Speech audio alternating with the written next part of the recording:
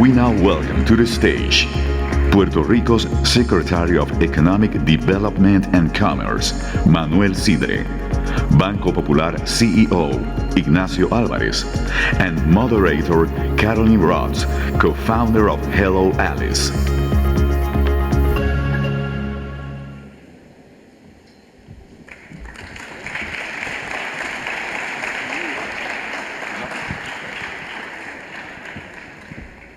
Bienvenidos!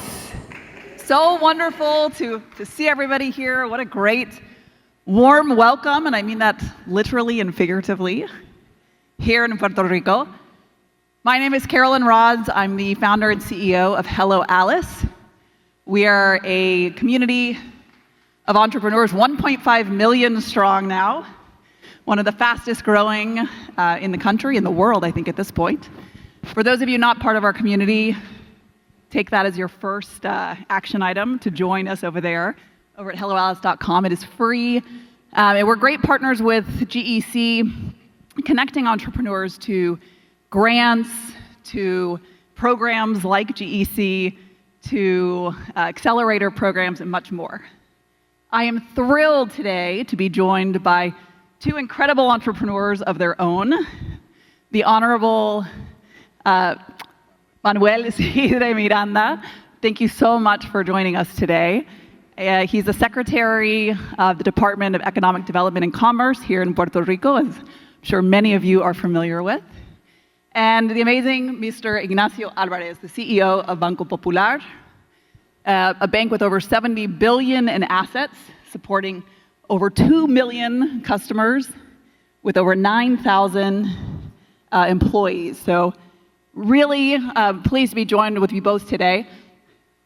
Secretary Sidre, I'll start with you. Why don't you tell us a little bit about the market dynamics here in Puerto Rico and what entrepreneurship is like here on the island?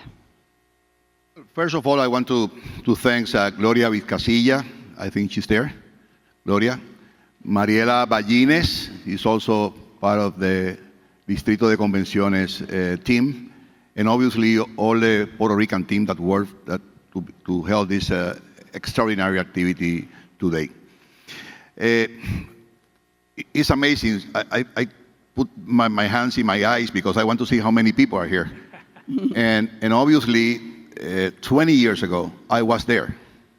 I was part of summit like this for many, many years. And I come from the private sector. This is my first experience in government.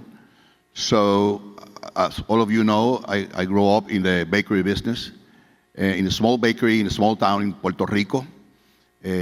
Currently, my business is 2 factories, one in here and one in the US. We serve 13,000 customers around the 50 states in Puerto Rico. We produce 50 million pounds of bread every year, and I am the Secretary of Economic Development of Puerto Rico. And why I said this? Because obviously, entrepreneurship is a way of life. It's not only a plan. It's not only an ecosystem. It's a way of life. So in Puerto Rico, since Maria, we have been seeing a lot of entrepreneurs in the island, in the private sector, and also working for companies. And people normally think that entrepreneur is you need to own a business to be an entrepreneur. And that's not true. Entrepreneur is a way of life. It's a way of life that you put all your passion in your job and you put all your passion in your business. So for me and for many of you, Puerto Rico represents currently an island with a lot of opportunities in specific sectors that maybe later I'm going to get more into detail to what I want to say regarding sectors and opportunities. But again, my message behind this is entrepreneurship is a way of life. Don't forget that. Thank you. Mr. Álvarez, what are your thoughts on entrepreneurship here in Puerto Rico and what the situation is like today? First of all, thank you for the invitation and welcome to Puerto Rico for you who've never been here before.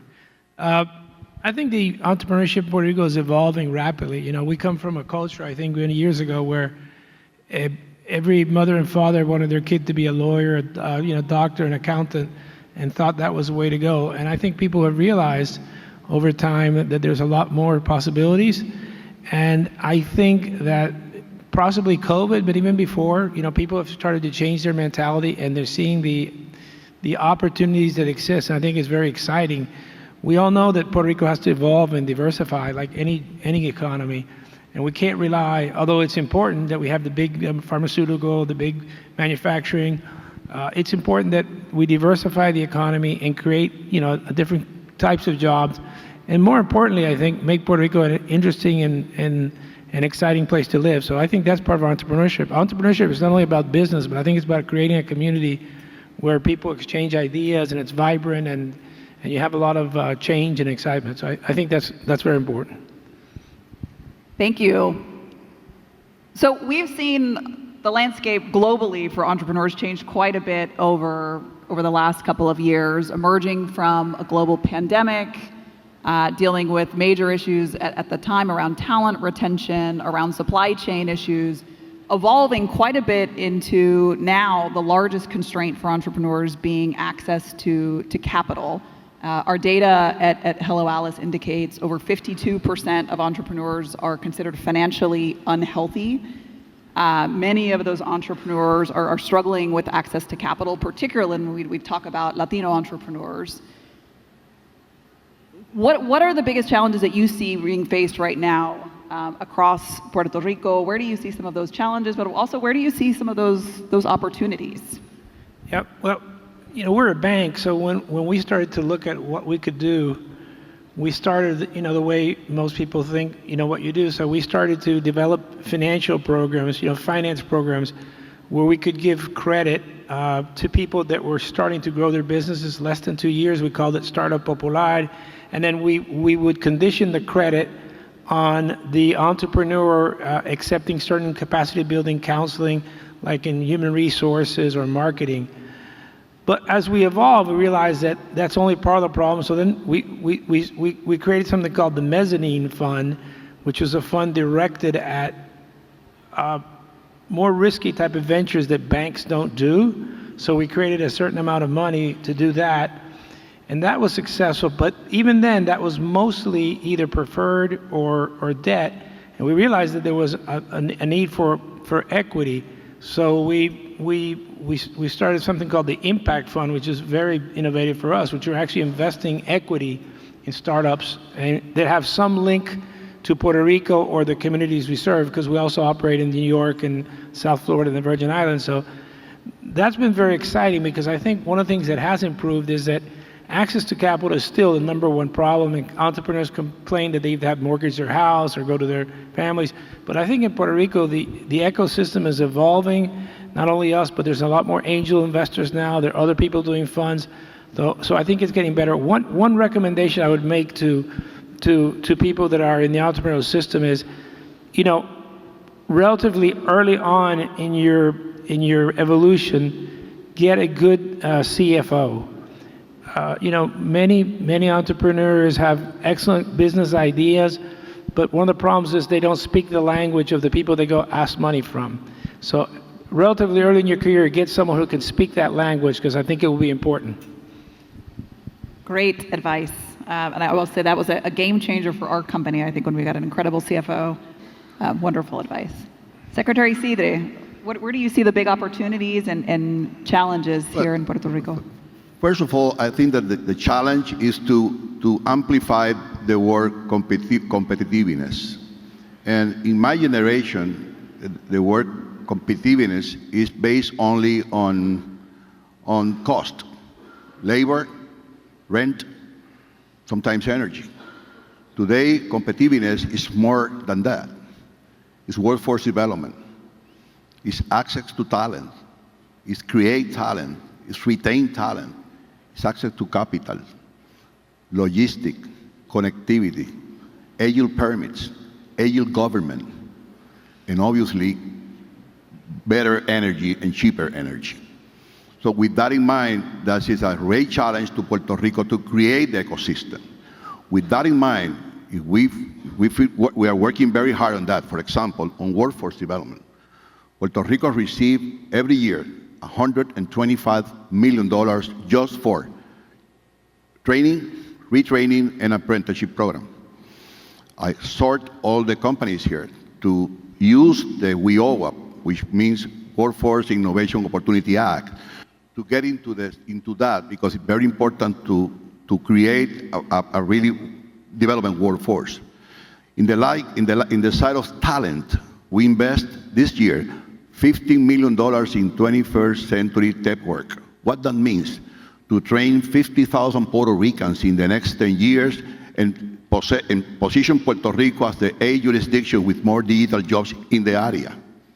And third and not least, we are investing a lot of money on energy, renewable energy, putting some solar panels to the small businesses because, again, cost is important, innovation is important, workforce is important, and access to talent is important. With that landfill, then we go to the sectors. Which are the sectors that we saw the most opportunity? As a global, aerospace, because we are a U.S. territory, we have 4 universities in Puerto Rico that graduate 1,500 engineers every year. We are the first state in the nation that more engineers graduate. Second, we are a U.S. territory, but more than that, we can bring to Puerto Rico not only commercial aerospace, we can bring to Puerto Rico defense aerospace. The second sector is pharma. Why pharma? We have been working with pharma in the last 60 years, so we have 60 years of experience in pharma. And by the way, we export only in pharma product $60 billion every year from the island, and the state that looks like us, maybe it's 50% less than that. And third and not least, technology, which means digitalization, cybersecurity, among others. Companies like Honeywell, Hewlett-Packard Enterprise, among others, are investing in Puerto Rico and transfer to Puerto Rico all the aftermarket, using Puerto Rico as a hub for export. And in the local side, we have 4 sectors with a great opportunity. Number 1 is tourism and the visiting economy. Number 2 is food manufacture. We receive 87% of our food. We import that food from the exterior. So we need to increase that activity in the island. Third, local manufacture, to be part of the supply chains of the big companies in the island. And fourth and not least, the emerging companies that include technology, R&D, among others. So our aspiration is to be the preferred island, not only to live, because we have the best beaches in the world and the best people in the world.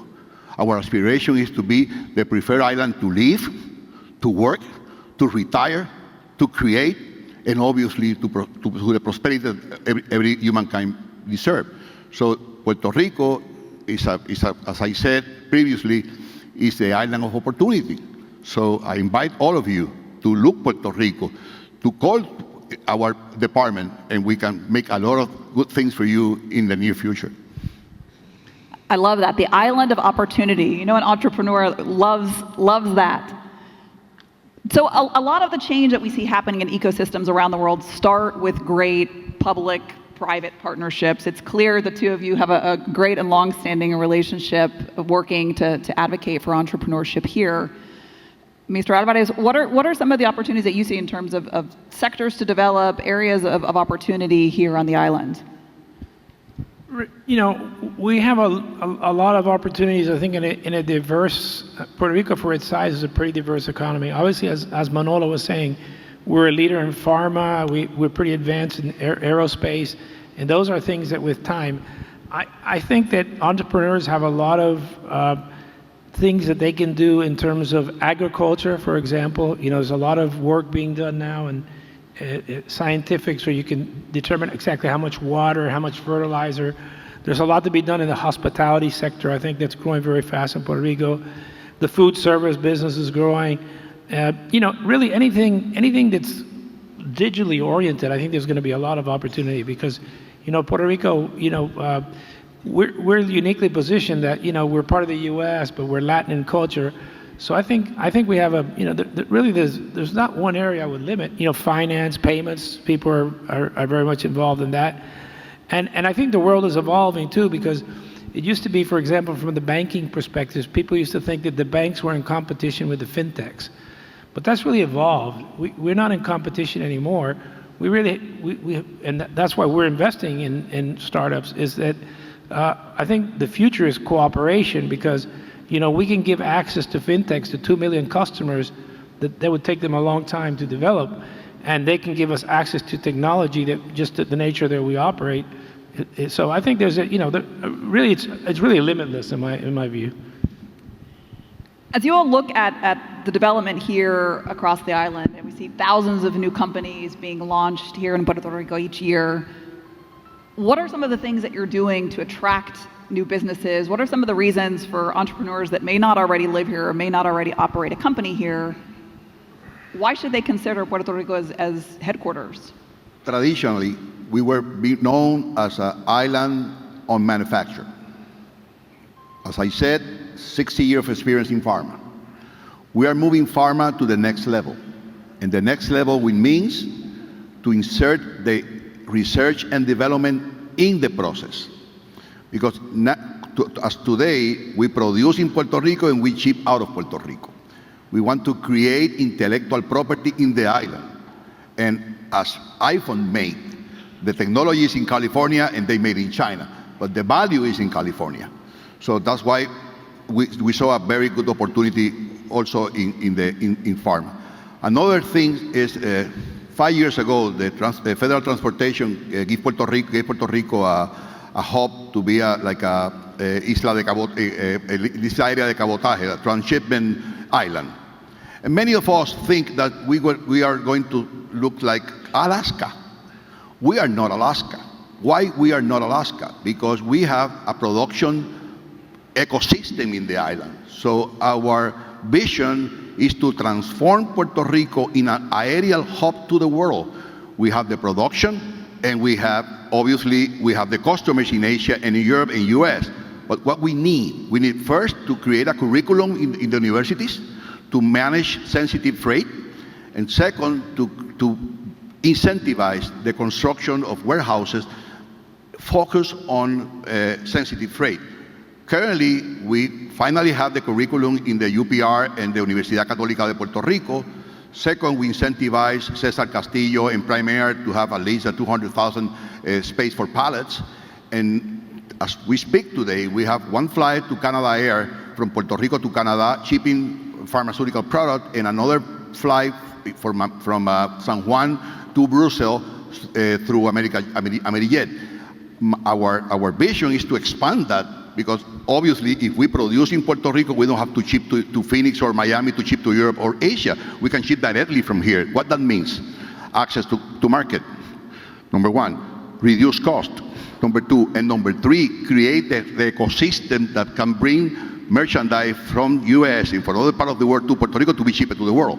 So again, that's one of the things we need to improve to create the ecosystem that we need to grow the sector. And as I said, more than that, also position Puerto Rico as a hub of research and development, because again, what we want and what I need and what we need is to keep the property in our island. And Mr. Alvarez, you talked about some of the great programs that Popular is running, really great support for small businesses and entrepreneurs and innovators here on the island. When you think about holistically how you are making efforts to attract more business here and to grow the business that you support, what's on your mind at the bank? Well, from the bank, I think it's a little bit different from the global perspective of Puerto Rico. I think from Puerto Rico, we need to have more events like this to get our story out. It's incredible how many times we bring people to the bank that are looking to make an investment, and they usually come to us, and they come around amazed. So I didn't know Puerto Rico was like this. It's more advanced, more developed. So I think we just got to keep getting the message out and bring people to the island, and they'll see the advantages. We've been around 130 years, and, in 130 years, we've survived things that few banks have. We actually survived a change in sovereignty, how many hurricanes, a transformation, so these are things few people have done. And I think we keep looking to the future and seeing, how can we improve? And really, the issue is technology. We have to be up, we're competing against giants like JP Morgan and Wells Fargo that have unlimited budgets for technology. So we have to be nimbler, we have to be smarter, and we have to, and we have to have the fear of God in us at all times that, look over our shoulder, some of these big guys will take us over. But I think one thing for Puerto Rico, which is unique, and I think we should point it out, is if you're an investor from Latin America, this is a perfect place to explore and expand because, again, you'll be learning about the U.S. regulatory system. You're within the U.S. customs barrier, which, as you know, could get worse in the future. You have a strong rule of law, and very important, you have a protection of intellectual property, which I think is super important. So I think Puerto Rico offers a lot of advantages for everyone, but I think it offers a special advantage for Latin Americans because they can take advantage of both the U.S. and the Latin market. So I think that's a unique opportunity we have. What's your best advice for somebody who is looking to start a business here, somebody who's running a business here? Best advice for entrepreneurs? Talk to other entrepreneurs who, learn from their pain. I think it's always important. I think one of the nice things about the entrepreneurial system today is the world is a little bit less conflictive. Obviously, we compete, but before it was, Pepsi versus Coca-Cola, and we were enemies. I think in the entrepreneurial system, people are willing to share their knowledge. So my advice is come to the island, talk to entrepreneurs, come to institutions like us. There's other institutions doing great work. Go to Manolo. But I really think the most important thing is to talk to people that are doing something similar to what you've done, learn from them, learn from their experiences. I think that's the best. Secretary Sidre, how about you? Best advice for entrepreneurs here on the island or looking to operate here? As I said at the beginning, I was sitting there 20 or 25 years ago. And since that, I learned 6 statements that I'll always use in my life. Number 1 is innovation. Innovation, you have to think constantly on innovation. Number 2 is differentiation. Try to be different. It's very important to be different. And also try to be relevant, that everything you make is relevant. Number 4, focus on result, not in the efforts. In Puerto Rico, we used to have a word here that said bregando. I don't know what the hell is that. So keep that in mind. Number 5, put aside those things that don't bring value to the table.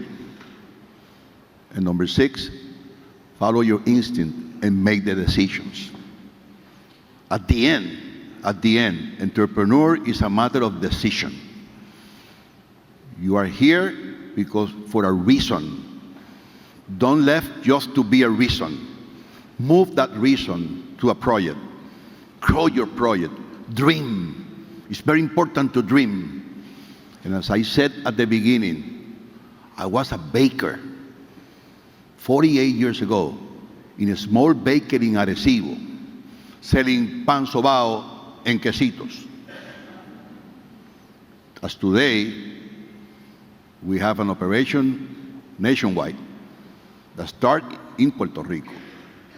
And I have the privilege to serve my country as a Secretary of Commerce and Economic Development for the island. Don't lose your faith. It's of the essence what we have. Thank you. Thank you all very much. Thank you both for joining us today, and welcome to everybody. I hope you enjoy the rest of the event.